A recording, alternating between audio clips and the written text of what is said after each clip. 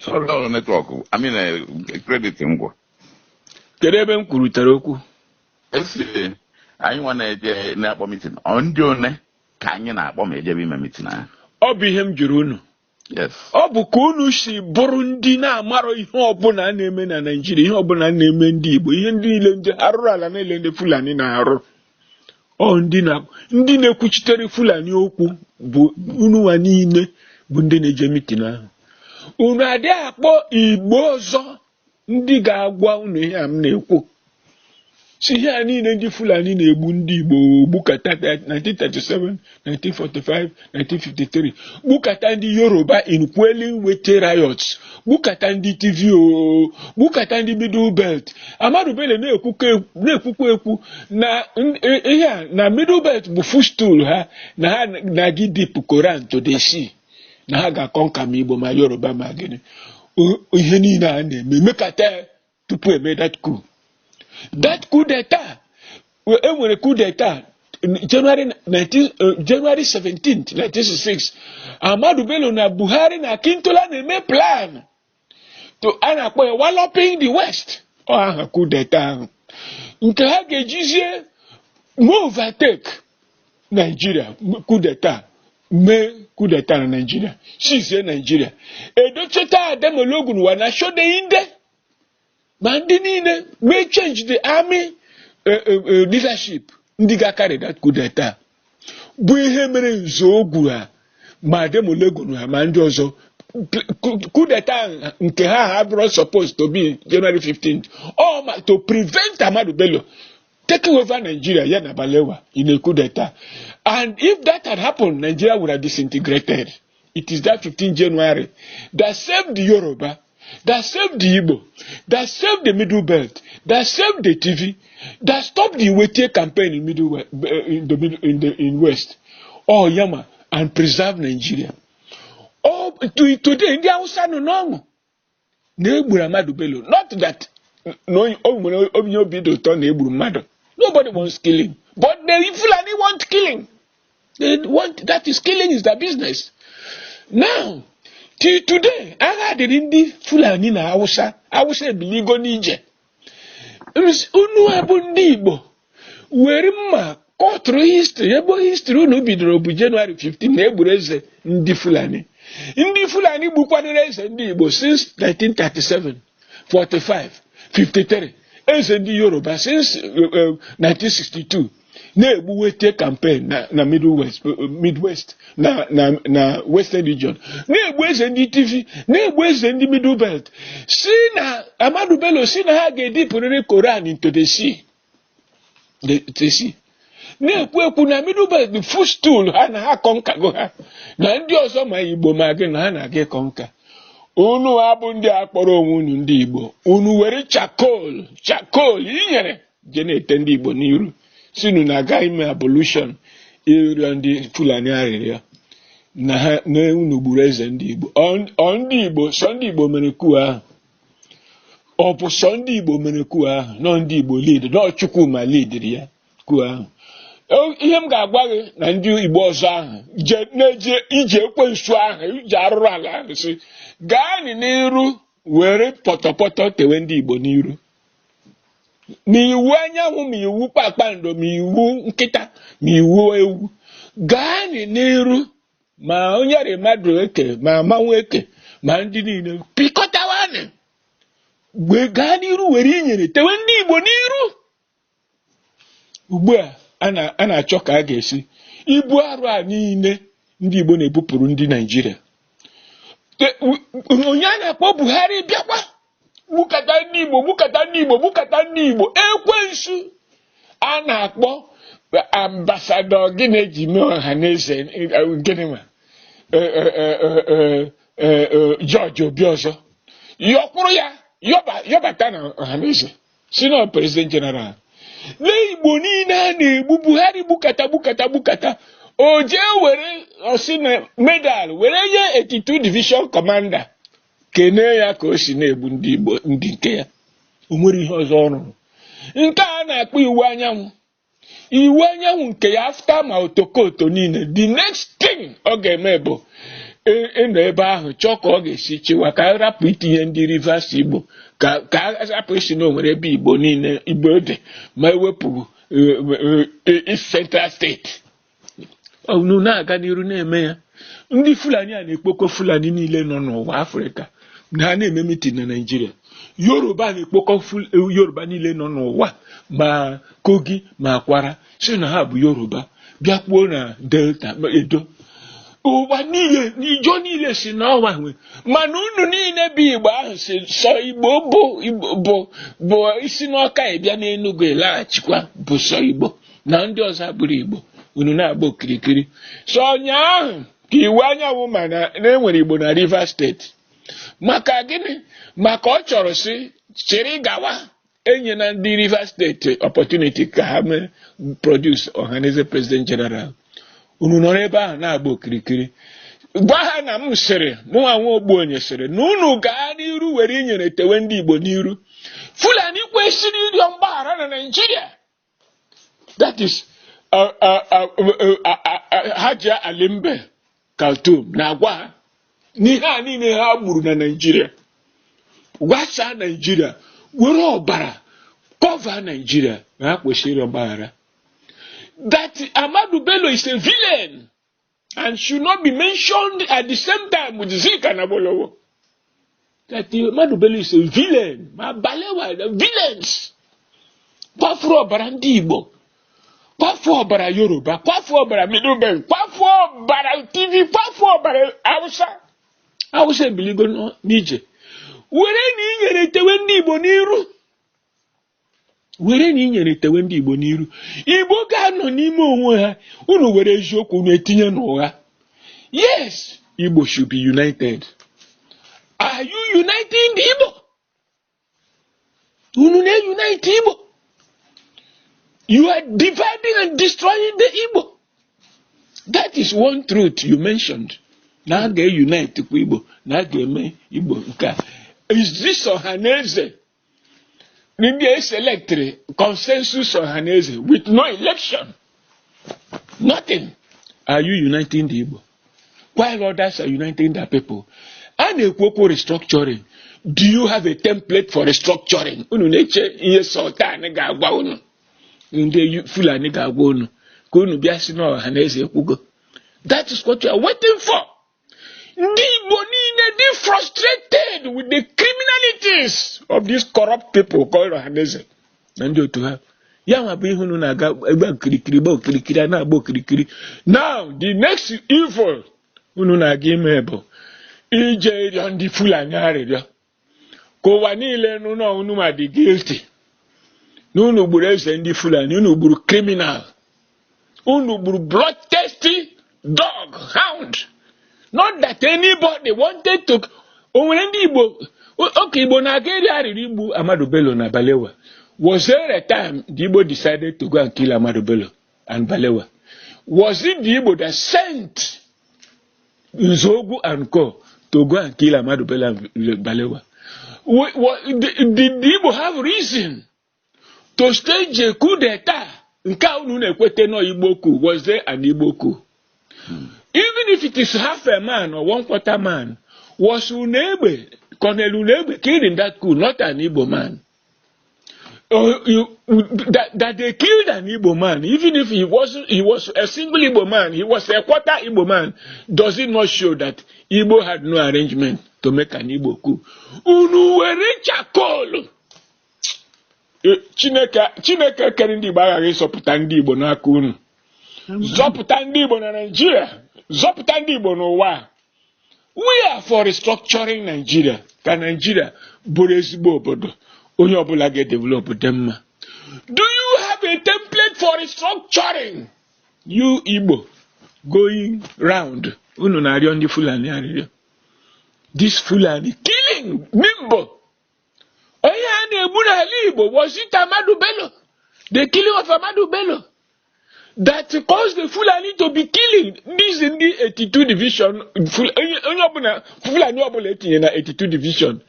Ono kata osino na enwere war. The ESN ebidogo war, insurgency. Oge gbuo ụmụaka Igbo, whereas there is no war in Igbo land.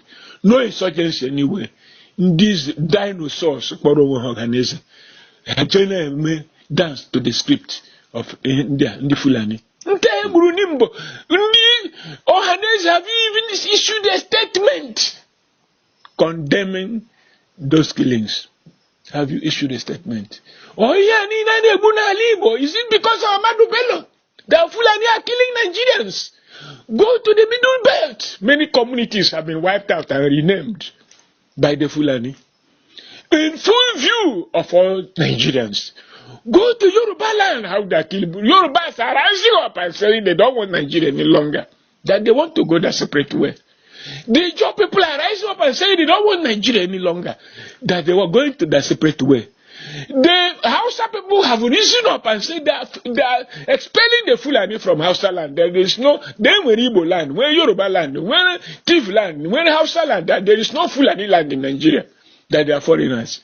These are the issues in contention. Uno. Ndị aji chakolu, jiri potopoto, jiri mamịrị, poisons, mixie, na-ete ndị Igbo n'iru. Ihe unu ga-agba nkịtị.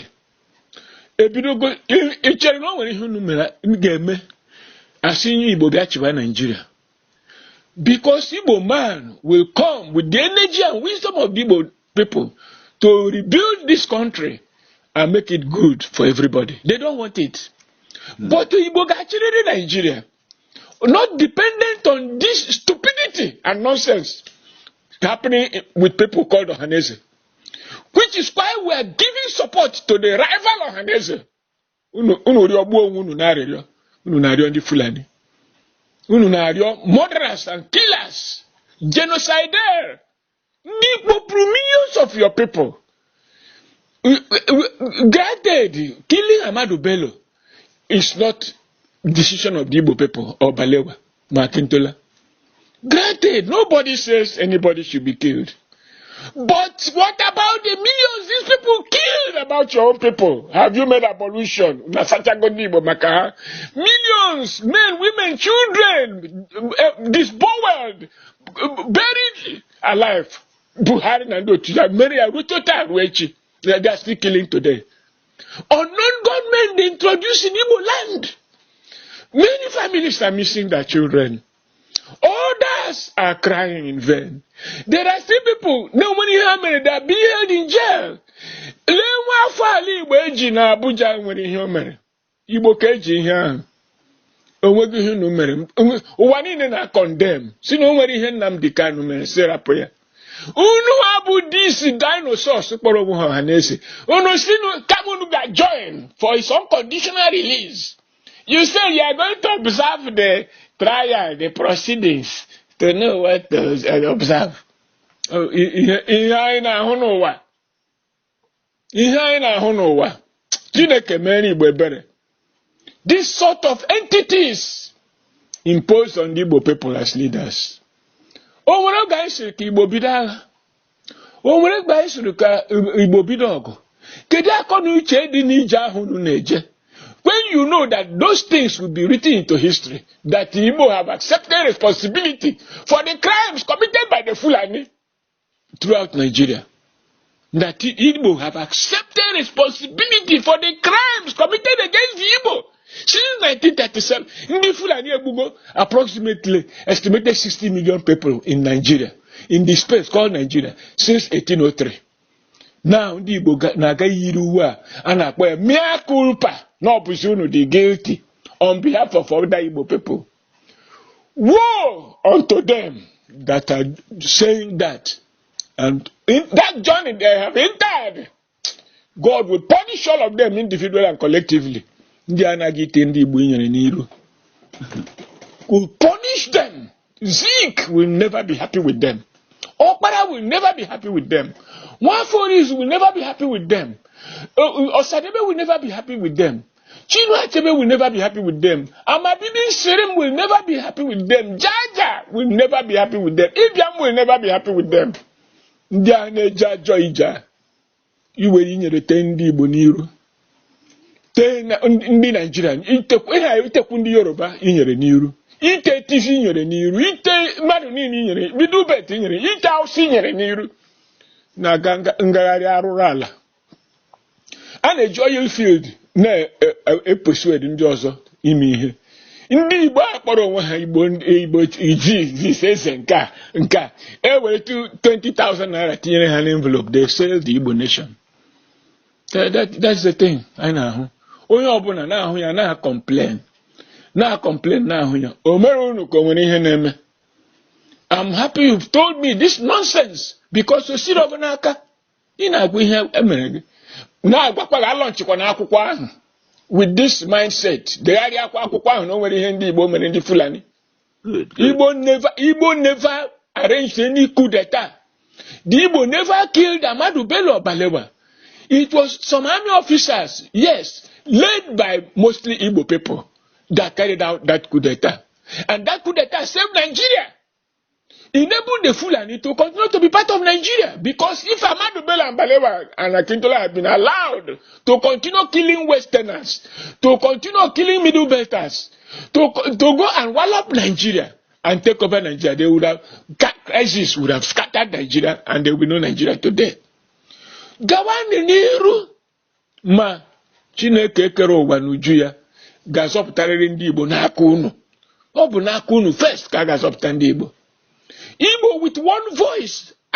We are even thinking aka ndị ya kpọrọ onwe ha Ohaneze Igbo dị na njide jidere Nnamdi Kanu. Nnamdi Kanu, you know, like I do, was not fighting Nigeria. Yes, he was agitating for secession. The Igbo have not decided for secession. But because of Megidane Megide, the Nigeria, he wanted secession. That is his right to self-determination.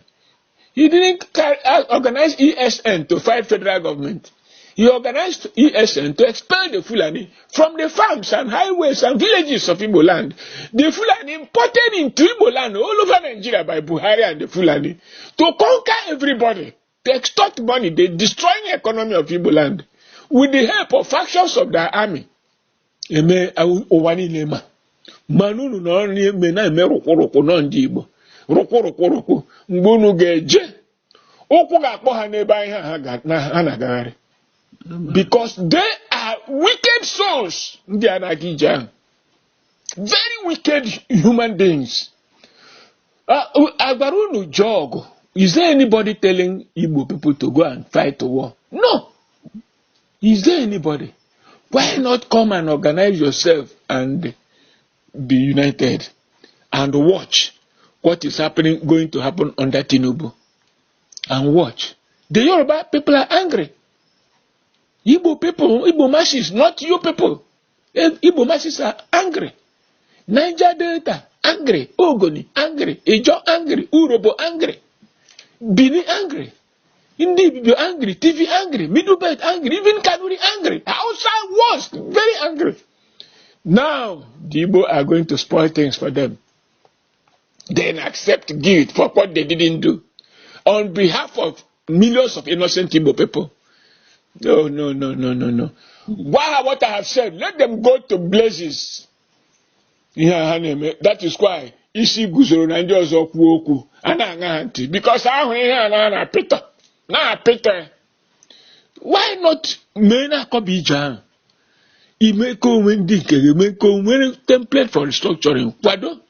And I must invite ndị Ohaneze no South and Middle Belt Forum. Ama na ha hụrụ ndị ha n'anya ha na-akọghịrị rubbish. People are strong. Ama ihe iwe the Nigerians about Fulani treachery, betrayal, terrorism and mayhem. All ha ma bụ terrorists a na-ekwu. Conniving with Western powers to destroy Nigeria and Africa. Because they have no territory. Destroy Nigeria benefits them. They have nothing to lose. That is all you know against Opota. All you know guy whitewash. Please. This type of thing. But can you only now bro that small circle of traitors? Traitors. I don't have a kobo in my bank. I don't have a kobo in my life. But my thinking is correct. I don't even want that money. And don't even want that money. Yeah? If I need money, if I want money, it's just for my little case. But in those they are never, they've taken all the monies in the world, but never satisfied with anything. In all you na game. Gwakwa ha na mụ asịrị mụ onwe nwa ogbenye ha kwụsị ije ajọ ije ha na-eje jegbuo onwe ha ije ọjọọ ije arụrụ ala aga-adị ya na pepa na ndị Igbo jere ịrịọ Fulani arịrịọ. Chineke ekwela ihe ọjọọ. Chineke ekwela ihe ọjọọ ihe unu na-eme. Ịrịọ Fulani arịrịọ ọnụ. Fulani ha arịọgo arịrịọ ogbugbu ha gburu ndị Igbo 1937, 45, 53. Ogbu ha gburu Yoruba 1962 to 15 January 66. Ogbu ha gburu ndị TV. Ogbu ha gburu ndị Middle Belt. Ogbu ha gburu North. They've killed almost 60 million people. The Hausa people are now accusing them of killing 7 million Hausa people between 2015 and 2020. Under Buhari. Okay, what him going to tell you now? Me mecha ya zitere gị ihe ndị Hausa na-ekwu now. Gụọ ya tupu na-ebido gawa ije ọjọọ unu na-aga. Ajọ ije arụrụ ala, ije amaghị ihe. Ọ bụrụ akọ na ije ka unu na-aga, nzuzu na ije ka ha na-aga ihe ahụ. Nzuzu na ije na nzuzu. Iberibe ka a na-akpọ iberiberism. Bụ ihe unu na-aga akọgheri ebe unu na-aga. So, biko uru eje n'ije ahụ alọchikwa n'akwụkwọ ahụ ma ọ bụrụ ihe a bụ ihe idere n'akwụkwọ ahụ maka ị na-ekwukarị na abolition na nke a. Yes, there was a civil war. There is a history of that civil war. That history did not begin on 15 January. But that is where you people's history is starting. The history of killings in Nigeria didn't begin with 15 January. 15 January killed 20 people or so. That was not the decision of the Igbo people. Was not the decision of the Igbo people. They killed about 20 million people, 20 people, of which one of them was Igbo, for refusing to give them the keys to the armory. If an Igbo high-ranking officer refused to give keys to the armory, does it show the Igbo knew about that coup d'etat? Unu may accept responsibility for what you did on behalf of others, for what you didn't do. Were powder na-ete ndị Fulani bụ ọbara n'iru were inyere na-ete ndị Igbo na-enwere ihe ha mere n'iru. 20 people were killed or so. What about the millions, almost 60 million people killed by the Fulani? Okay, if you object to the estimate, what about those they killed 1937, 45, 53, 62 to 66, and then in Yoruba land, Middle Belt, and so on, and Hausa land? Ije iberibe. Nzuzu na ije unu kpara akọ bụ ije. Lee na-akọ onye nzuzu na-akọ. So I don't accept that thing. Where this voicemail, yeah, ha jegbu onwe ha n'ije ọjọọ. Sir Prof. Ha jegbu onwe ha n'ije ekwensu. Sir Prof, okwefu time na mgbe njefu ihe a, ọkwa Chukwu na-anụ ya bụ ọlụ a. This discussion, this conversation anya is recorded. You have done a great review. Ọkwa na-emele mmadụ invite. Ọkwa Chukwu, in fact, na iwu anyanwụ himself. N'iji anyị jee na mgbe ọ sị na ya achọghị Ohaneze chairman eventually pressure tinye there. I have not told you. He presented me to Ohaneze Nek, some organic ancho. Ohaneze Nek melum say nothing. And see, I don't mind the way Jibatanocha. Now what God desires to see you for the legacy you leave at your exit. And that is what exactly what you're talking about. It does not matter and say no matter if the pattern which and it matter about the legacy you are going to leave. And my Facebook is going to guide. So now problem there, but to at least to be part of this information in Nenyegi. And the documents have circulate, Buna and a how you are going to say, hey, Jebege. Okay? So now, in-depth knowledge I do a great review. No one will need in high and will end up half with Leo. Not in the Igbo. So you have given me an in-depth analysis. Oh, Chineke. Man, better. You know? So, and it's a shame. It's a shame. Now, I can't one unity, and the Abunde and one agent and sponsor to split in the Igbo. It's going ahead to split. Okay, Ebola is a mistake. You may invite all the governors. None came. Hey! Also, you cannot because I name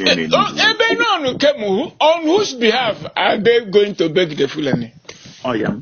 On whose behalf are those traitors, criminals, going to beg the Fulani? A signal. On whose behalf? A danger signal. Are they going to beg the Fulani? That is thanking the Fulani for killing the Igbo. Thanking the Fulani for killing the Yoruba. Thanking the Fulani for killing the TV. Thanking the Fulani for killing the Hausa.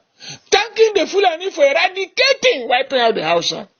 Thanking the Fulani for wiping out the Middle Belt. Thanking the Fulani for the atrocities, unknown gunmen, terrorism they impose on Igbo land, the east, the south, the Middle Belt, Nigeria as a whole. Is Bije. Ndị kpọrọ ụwa niile akpọgo ndị Igbo ndị nzuzu because ha nwere mmadụ o nwere onye gwara ha mene ihe a eme eche na ya eche a na-ebu ụzọ chee ihe eche tupu emewe ya eme leenu na ha ebidogo ebe o nwere onye bịara meeting kedu isi onye gwara ha ji eme ya kedu onye ha na-emezi ya maka ya ihe a bụ ozi ndị Fulani na-edunye ha na-ejesi bịa rịọ ha God will punish all of them.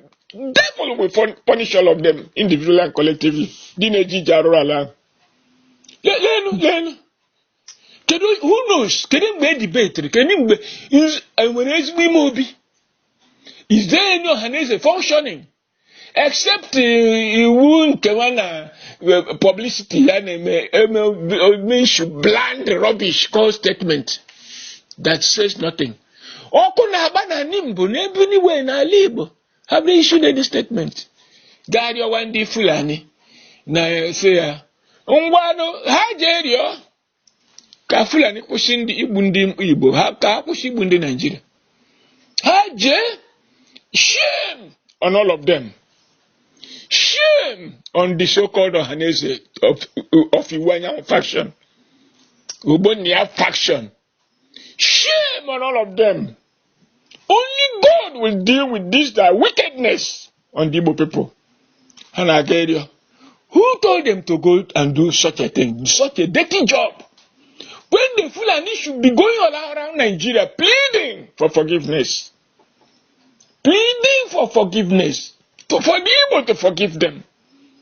For the Yoruba to forgive them. For the Hausa to forgive them. For the TV Middle Belt to forgive them. For the Niger Delta to forgive them. People expelled from Nigeria in April 1990. The people now expelled by the Hausa, they've been given notice of expulsion by the Hausa last week, 29th April. Bunduru Nigeria. Hey, continue.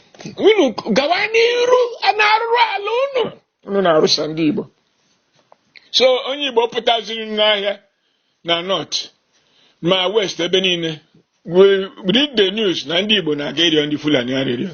Oh, many tekel you fascin. Agụ amụ atụrụ anụ ọfịa Igbo bụ agụ lee ndị na-achị ha. Ụdị ndị a bụ ndị a chọrọ ka ha bụrụ ndị isi Ohaneze.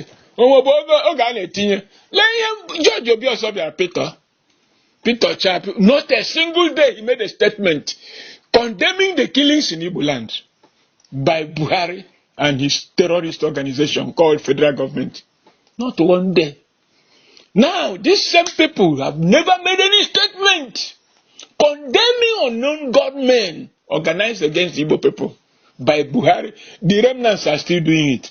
Only Tinubu has stopped it. We know he has stopped it. But those people that were entrenched by Buhari, the remnants are still, from time to time, going to kill, say, unknown gunmen. They are still doing it. Not by the orders of Tinubu. Because they are now also against Tinubu. They don't want anything good for Nigeria. The peace and stability is alien to their culture.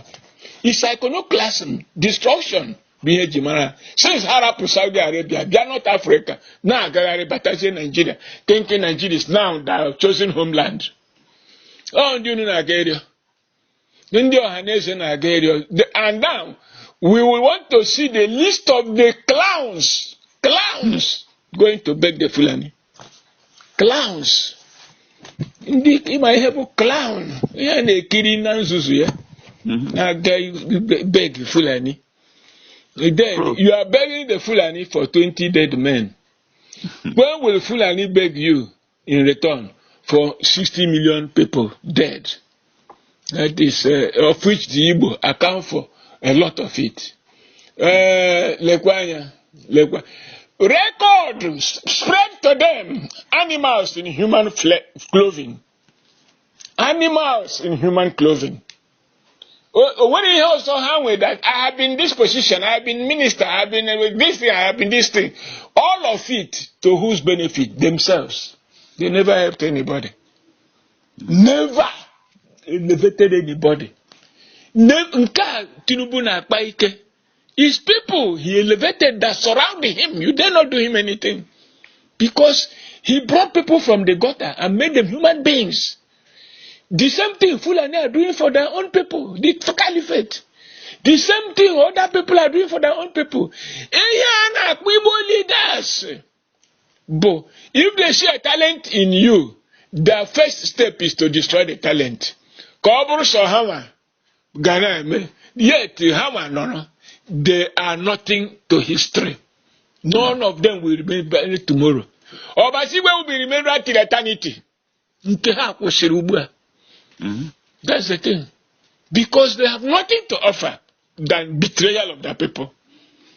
If you go the thing, that they should apologize to the Igbo people and to the Hausa people, to Yoruba people, to Ijaw people, to Middle Belt people, to TV people, for undertaking such a wicked journey that is an insult to the Igbo and Nigerian mentality. Broadcast this, that they are insulting the intelligence. Hey, that wicked journey they have undertaken, paid for by the Fulani. Paid for by the Fulani. We know. They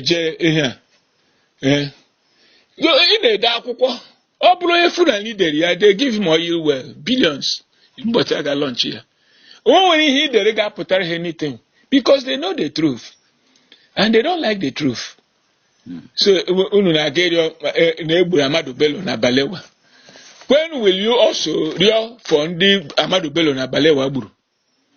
Yeah, that is the ihembawa obi unu neme. Something you should clear yourself from. Let them be talking it. Inside them, they know that Balewa and Amadu Bello are murderers, villains. Inside them, they know there was no Igbo coup. The Igbo never made a meeting to go and kill anybody. Inside them, they know that one important Igbo general official, colonel, was killed in that coup for not supporting the so-called Igbo coup. Inside them, they know there was an Aburi agreement not to kill anybody, go to war. Inside them, they know that despite Aburi agreement, they came and started killing the Igbo. 3 to 4 million people. Inside them, they know all this. That they are not part of Nigeria, if we follow history. Inside them, they know they've wiped out the Hausa nation. Only the remnants have risen up to post these atrocities. Inside them, they know what they have done to the Middle Belt. Inside them, they know how many communities they have wiped out in the Middle Belt of today. I'm not saying of yesterday. Expelling the indigenous tribes to IDP camps. And renaming those communities for the Fulani to settle.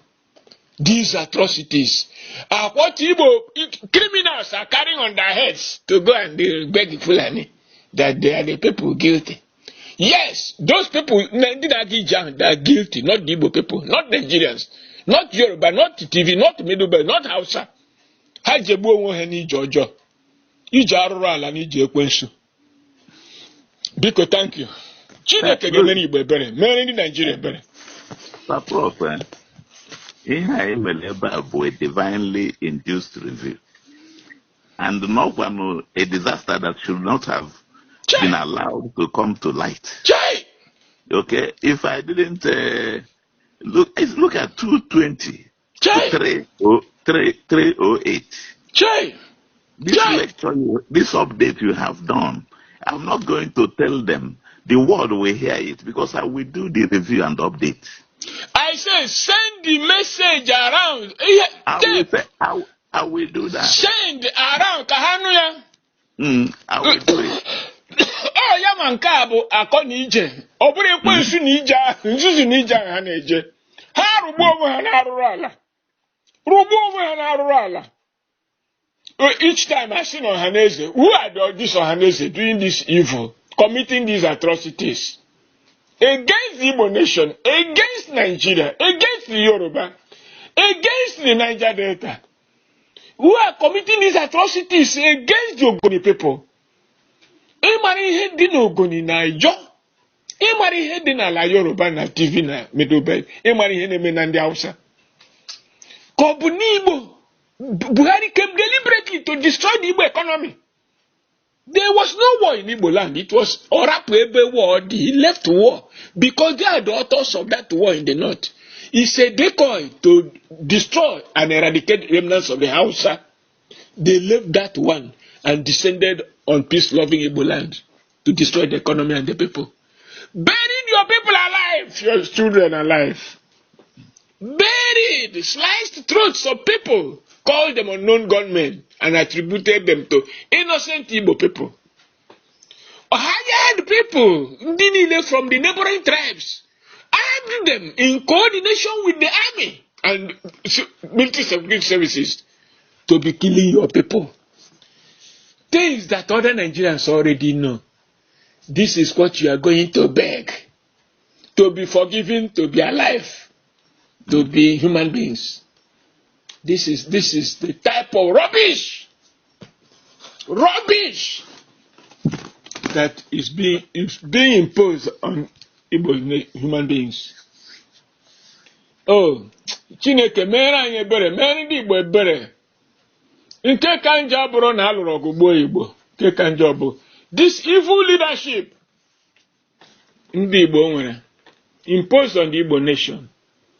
This organized criminality against the Igbo people, by the Igbo people, it's a different thing. Nane megide ndị mmadụ. It's quite a different thing that they don't have any leaders. Mere ndị Igbo ebere, Chineke kere ụwa n'uju ya. Mere ndị Yoruba ebere, mere TV ebere, mere Middle Belt ebere. Mere ndị Hausa ebere, mere Kanuri ebere. Naka these terrible human beings called Fulani, who are aligned with foreign powers, particularly the British and Americans. They've now gone to America to have meeting. When they now return from that meeting, more mayhem will be unleashed on the Igbo and other Nigerians. They say northern governors have gone to America for meeting. You are meeting in America over the governance of Nigeria. This is the nonsense we are having in this country. These are the issues Nigeria is facing today. And lo and behold, to wipe out the face of these treacherous, bloodthirsty human beings called Fulani Caliphate, you are embarked on a journey, a forced journey, an annoying, cruel, evil journey, to go and misrepresent the Igbo people. Misrepresent the Nigerian people. Misrepresent God. God will take care of this question issue. Ngwa, thank you. No problem. Igbo in Destiny, ndewo. The only active prof Lee n'ihe nwanne m na-ekwu. on issues of the moment. Ndewo oke mmadụ. Kita ka m fụrụ ihe a. Ọ ya nụ, o nwere ndị ji ihe a je na-ekpugheri n'isi nye ha 200,000 n'ọmụnwa dunyere ha. Ebe the latest scamming rule na Nigeria. Amara m ihe mere ha ji chee na m kwesịrị benefit from the wickedness. Asị na aha ya bụ hacking. I struggled for 2 days to restore my WhatsApp. So ihe na-emecha. Ya na ka ụbọchị dị. Ọ dị mma. Ịhụgonu ka obodo ghasara. Onye kwa nsogbu. Kedu unu abụ ndị nọ na corridors of power? Kedu solution unu? Ọmụka ị na-ajụ ya bụ ajụjụ a. Kedu ihe onye m ga-ajụ ya oge ma bụ nwanne m nwere onye mụ na ya na-ekwurịta? Kedu ihe a ga-eme? Ohaneze melụ a retreat ha mere on the 27th of May. Last year. They titled it Akobu Ije. Where Paul Madeka as chairman invited all the governors of the Igbo-speaking states.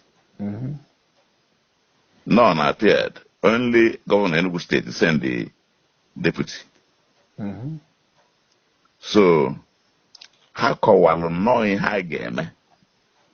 Na blood guilt na no coup of 1966 ebe ndị Igbo gburu ndị Hausa. Ha sị na onye wufuru ọbara ga-ekpo ọchụ. Na-aga n'iru. A team agago round penetrate ndị Hausa ọ bụrụ okwu akpụ n'ọnụ. Na ndị Igbo ga-achọ akpọ onwe ha n'aka wee jee mgbaghalụ. Because now the blood vengeance that is crying vengeance of innocent blood. Na onye gbulu papa ndị Fulani na afia bụ Chukwuma. So and na action and reaction are never equal. So na hate na operation ihe niile na-achụ Igbo came from that incident of 15th January 1966. I will send you the documents. Then anyị nwa bụ ndị Igbo malụ na ọ bụ na nwere ihe na-achụ anyị n'ilo na ọkwa maka na anyị bido n'ụlọ na-achụ onwe anyị. I went to Baton Rouge today. Akwụkwọ anyị ejego to the press. Mgbe na-asị ya mgbe a kọstụrụ dị akwụkwọ wetara m ya ha nche onye ọbụla ọ bụrụ 1 million ka a na-ebi ọ bụrụ 500,000 na-ebi ka e wee bido ya bụ ije. Ọkwa akwụkwọ ahụ edere? Yes. Na-akọnwa bụ ije. Ndị be anyị nwatakịrị na-aga njem nna ya sị ya akọbụkwala ije. Asụsụ Igbo na-asụ na mgbe ochie. So ngwa iwu anyanwụ na gị nwa bụ iwu anyanwụ bụ nna ndị Igbo. Now you have realized na Enugu State bụ the citadel of Igbo administration. Now Governor Enugu State is not bound to be the guardian of every other governor in former Eastern region. And Alice Madeke bụ the first Igbo son that ruled in the Igbo Cardinal after Igbo became after East Central State to Anambra State. Now Alice Madeke bụ the second person after Jim Ngobodo.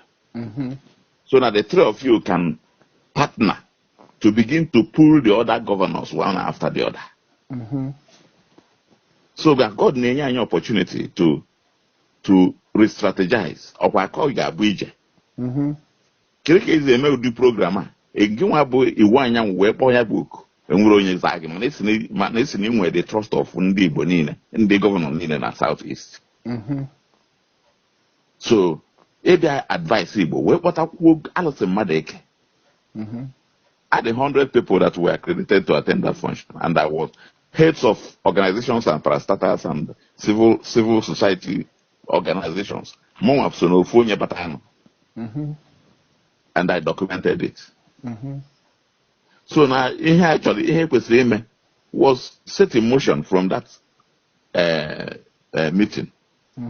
The chairman of reconciliation, the chairman of peace building in Nigeria, Dr. D.N. Okechukwu, gave him 100,000 naira. Na ya mara ihe na na Nigeria they go completed no without the pollution, without pollution na Igbo. Na nwere ihe Igbo na-eje na mba ime gagaga. Now, Orukunu Umode, ịma na enwere reconciliation of 2019. Onye ya na onye? Oruku and Umode. Na Baton community Baton Nachi. I was part of that reconciliation from 2002 to 2019. About 6 days ago, Baton Nachi sent some voices. Now, Raymond Okenwa, that was the arrowhead in the Oruku community, and after I had that operation of the so-called Ndiosu Nandiuru, sent 4 hours voice message to Ndioruku, renewing that reconciliation email achievement 2019. Na governor nyere ha koboko, na commissioner of police nyere ha koboko. So now a engineer, instilling issues that should intensify a new rebellion. Okay. Ndioruku were unleash a curse upon him, a rejection of that misguide, a stop of that confusion. Na fama nwa chukwu ekwukwa na aka ihe gbankwe ha ọgụ ihe ga-abatara ha na ụmụnne ha ụmụode to start a war. This took place for 3 days. The third day, what happened? Raymond Okenwa, while in Abuja, died. Okay. Uruku busted into celebration. Okay.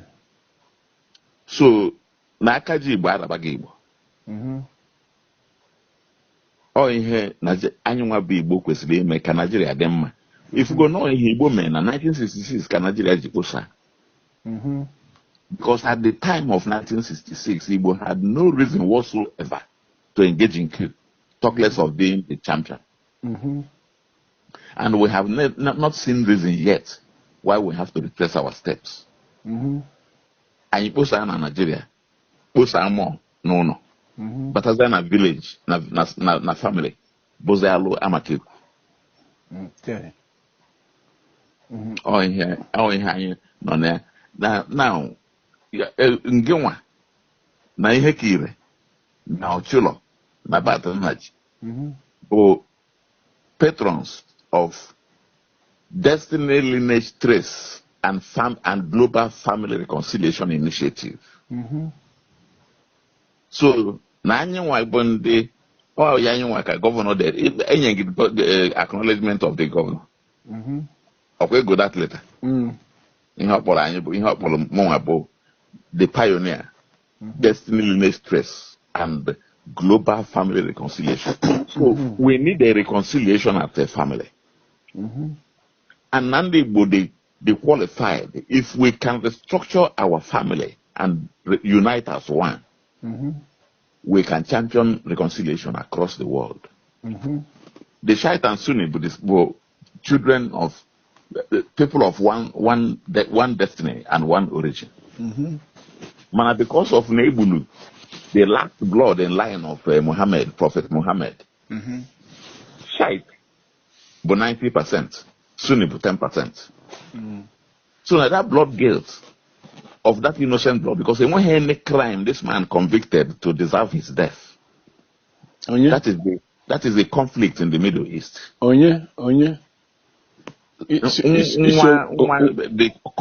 last cousin of that related to Muhammad, Prophet Muhammad in blood. Okay. Oh, yeah, bonye Igbo, eji we bido Igbo. Umunne bụ ndị Muslim bụ ebido Igbo nwa ha. Till date.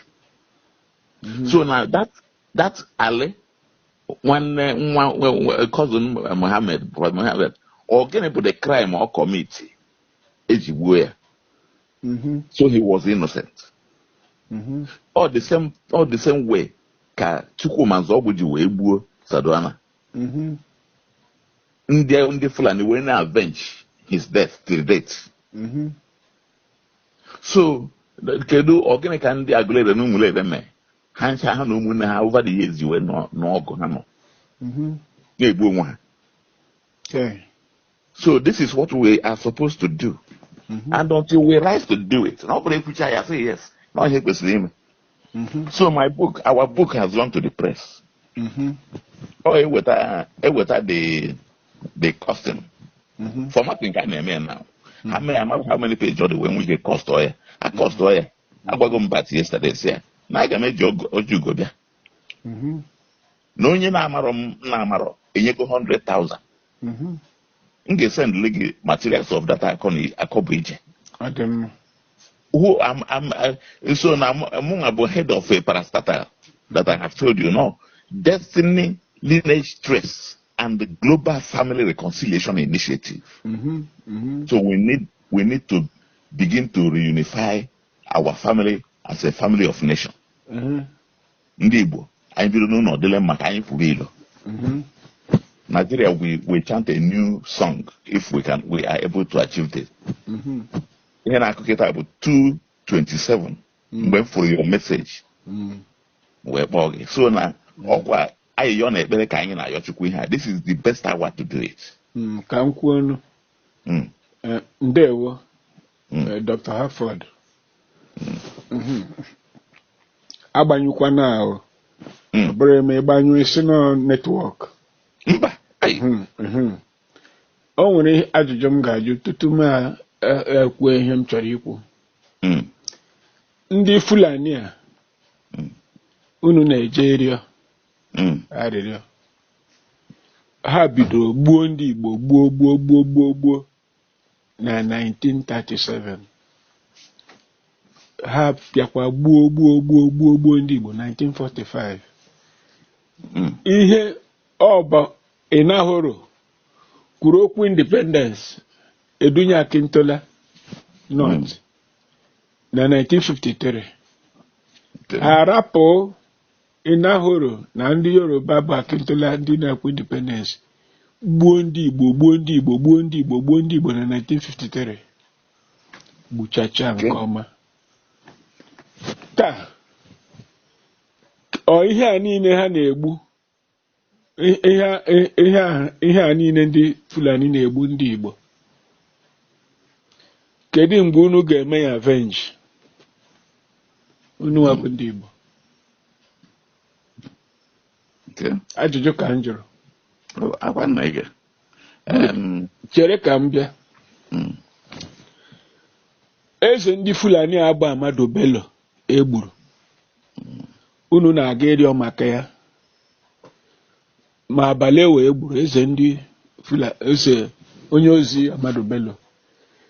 Ndị Fulani ha abịago mee plead rịọ arịrịọ maka ndị Yoruba edunyere Balewa quelling the weighty riots in Western region. Egbukata ndị Yoruba bụ ihe ogbugbu a na-egbu. Esi na ya bịa na-egbu ndị TV Muhammadu Bello gbukata ndị TV Middle Belt a na-egbu.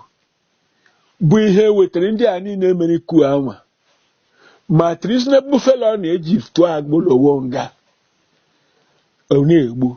Amadu Bello a na Balewa a bụ ndị chọrọ igboro ọchịchị Nigeria by force na 17 January.